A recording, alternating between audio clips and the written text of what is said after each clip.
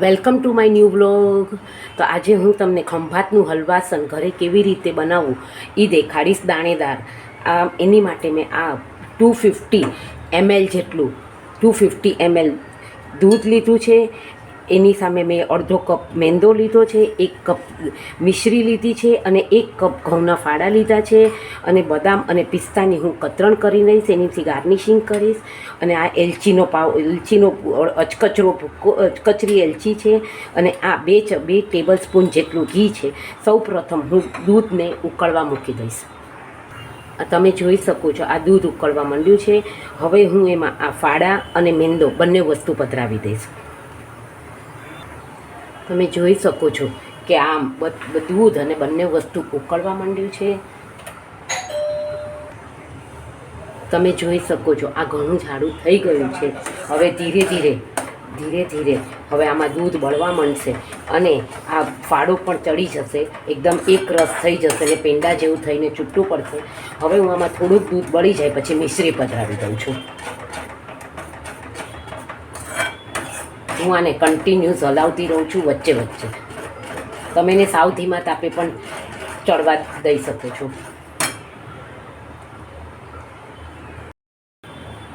તો તમે જોઈ શકો છો કે આપણું આ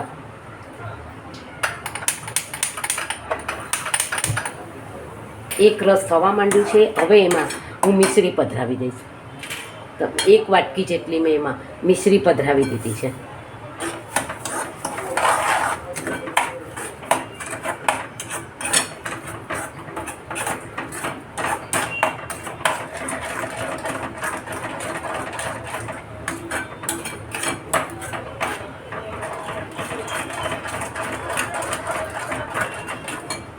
અને હવે હું એમાં આ કેસરવાળું જે મેં દૂધ કરીને રાખ્યું છે એ પણ પધરાવી દઉં છું.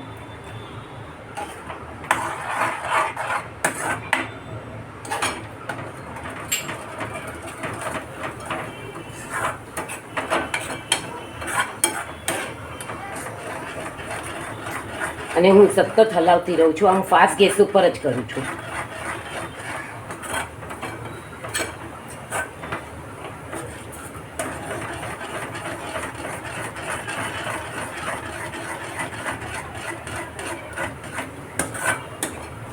અને એક રસ થશે, પેંડા જેવું થશે ત્યારે હું એમાં એલચીનો ભૂક્કો પધરાવીશ અને પછી હું એને આ પિસ્તા અને બદામની કતરણથી ગાર્નિશિંગ કરીશ.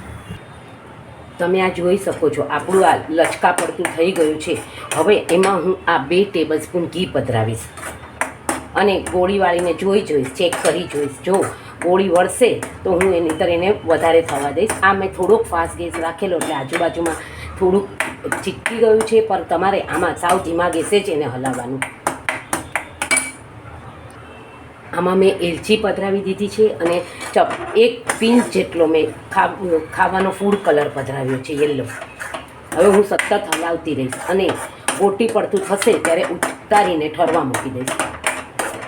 અને પેંડા વાળીશ, એમાં બદામ અને પિસ્તાની કતરણથી ગાર્નિશિંગ કરીશ. તમે જોઈ રહ્યા છો કે આ આપણું એકદમ સરસ ગોટી પડતું થઈ ગયું છે.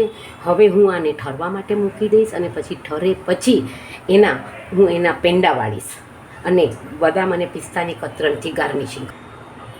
તમે જોઈ શકો છો મેં આમાં પધરાવી દીધું છે.